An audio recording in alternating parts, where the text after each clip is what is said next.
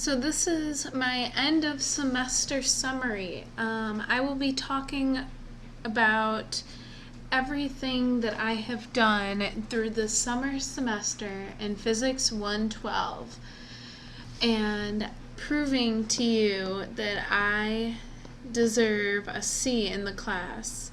Although that is not much, but it is what I will need in order to transfer it to ASU.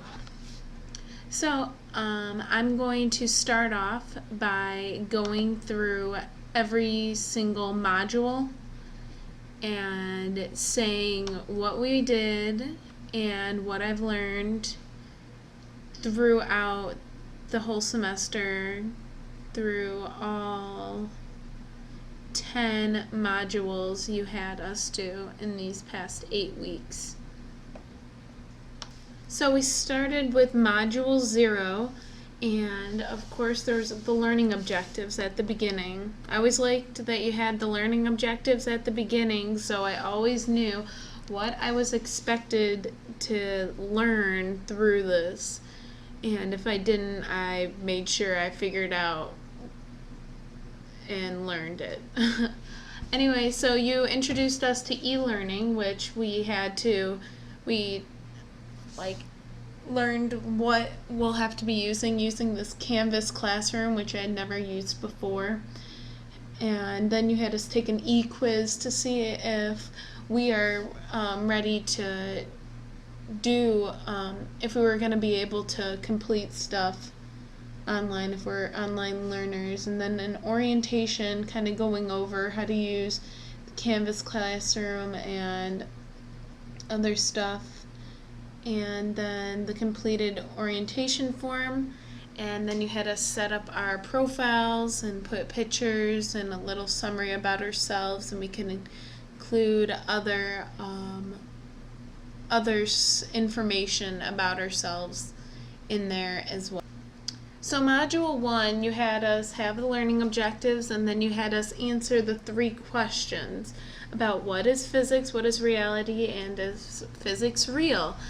And the week after, you had us respond about it. I didn't really know what to expect on this. Little did I know that this is what most of our class is based off of, talking to each other and seeing other people's opinions and insight through other people's eyes. Next was kind of over the syllabus. You had us read the syllabus and take a quiz about your way of teaching. And then we started the Arduino Project Zero.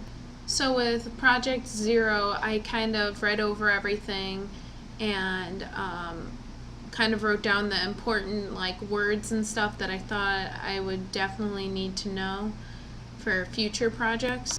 And I almost forgot that you had to include that technical form because everyone had issues downloading the software, which took a while to get to understand. So the first week you probably spent about, I can't remember how many hours, it probably says in my summaries. I felt like in Module 2, when we started having to have the responses to the readings, was when I realized that I was actually going to learn things in this class. Especially after I read your assertions, I feel like I've held those things to me through this whole semester. I mean, I've used them, knowing the theories and laws and hypotheses and just on facts and proof, and something can be true until it's proven not true. And for Module 2, we also had the first neat resource, which was about 3D printing. And I found some web video on the use of 3D printing and making it cheaper and easier for people to use and produce themselves. We also in Module 2 had the thing about static electricity, as well as our first 2 Arduino projects. And then here are a few photos from my first Arduino projects with the double button and the only needing one button or the other, and then the interface light up thing, and the level meter, and the one that changed colors with the different lights. Oh, and there's a better picture of it working. And here I just kind of wanted to show the tools that were needed and how many pieces and how confusing it all was. From these different circuits, I kind of wrote down how they worked through putting them together. I did this for a few of the projects so I could understand it better. And of course I wrote down my responses to the brain questions before I submitted them to our online assignment. Moving on to Module 3, we had the 4 Ds of Humanity, which was something that really got me thinking, and I felt like I kept on trying to see if I could prove it wrong or find something else to include. And then we responded to that and responded off of each other's responses as well. Module 3 was also where we started discussing our controversial debate topics and figuring out what our cultural science topics would be, which I chose to watch a physics video. And then we had projects 2 through 4. We had projects 2 through 4, which I already showed you the pictures of, as well as the neat resource of the Arduino and what the Arduino can do. So I got to see more interesting things that the Arduino can actually do compared to the little stuff that we had just started to do. And then moving on to Module 4, you had us watch the 2 videos on Students Today and Shift Happens, which I had seen before, but they were, it was nice to see it again and reiterate it and kind of look more deeply into the way our society is around technology. And this was also the week that we chose our controversial debate topics.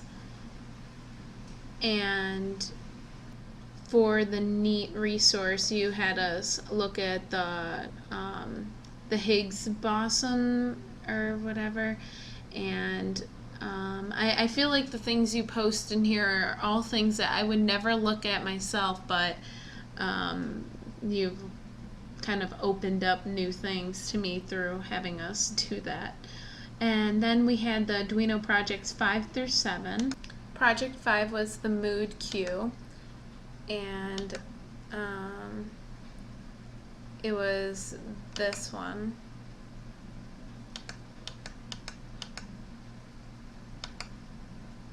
This was Project 6 and Project 7, and the codes that I inputted in order to do those. Then moving on to Module 5, you had us watch the video about boys and gaming and how it affects them more than it kind of affects girls.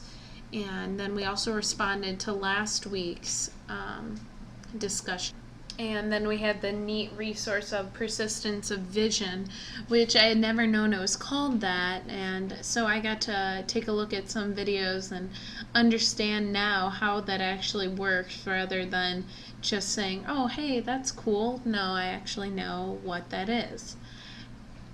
And then we had Arduino projects 8 through 11. So here is my digital hourglass and the code, and then the motorized pinwheel setup and it moving, and the code, and then the zoetrope all plugged in, and then the crystal ball, which these ones I kind of had issues with a little bit, and I didn't want to go buy a battery, so interestingly enough, Our fire detector uses the same batteries. I don't know if I included that on my weekly summaries. The discussion for Module 7, right? This is Module 7. Was Engage or Enrage Me, which was again about the attention span of students today, and how I felt like that was a very key factor in all your presentations, which I think is kind of funny that technology plays a big input while our whole class has revolved around technology. And so we wrote that, and then we responded to Boys and Gaming from last week, and we had to submit our controversial debate topic rough drafts this week as well. Neat Resource 5, I had no clue about MOOCs or MOOCs before I had read this and looked up about it. I found it to be very interesting, but I don't see how it will play any kind of input in my life, as I will never be a teacher or do anything with teaching. And then we moved on to the Arduino projects, and this week we did projects 12 through 14. So I'll kind of quickly scan through those, as you've seen these in my summaries as well. The touchy-feely lamp, which I like that one. I thought that was funny. And then the logo, where you changed it by twisting the knob. For Module 7, that's when the controversial debates were due. So I turned that in, and then later I realized that you don't have to do that if you're just pursuing a C, but I did still. And that's when I first attempted my final project. This weekend I was out of town, so I did not do Neat Resource 6, but in order to get a C, you only had to do 6 of the 7 Neat resources. So this was the one that I decided to skip, and that's when I tried the final project with the cell phone. And then Module 8 is where we responded to the Digital Nation, and then responded from last week if you wanted a B or an A in the class. And Neat Resource 7 I did participate in, and we signed up for our interviews, which I had on Monday, and our cultural science, which was my paragraph that I wrote about the movie I watched. And then Module 9 is where we had to respond to the Digital Nation, and we had to start responding to our controversial debate topics. And I made a cute little slideshow for my final Arduino project for Project 15. So this is the last day of class, and so I finished responding to 75% of the controversial debate topics for in order to get a C. And I've already completed one of the surveys and submitted my final project. Overall, I probably spent about 8 hours a week on average, I would have to say. And I think with the work effort and time I put into this, I think I deserve the C I got in the class, or that I hope to get in this class. So this was my end of semester summary, and I hope that you approve, and I hope to maybe see you again if I'm ever at Chandler Gilbert. Thank you, and have a great rest of your summer.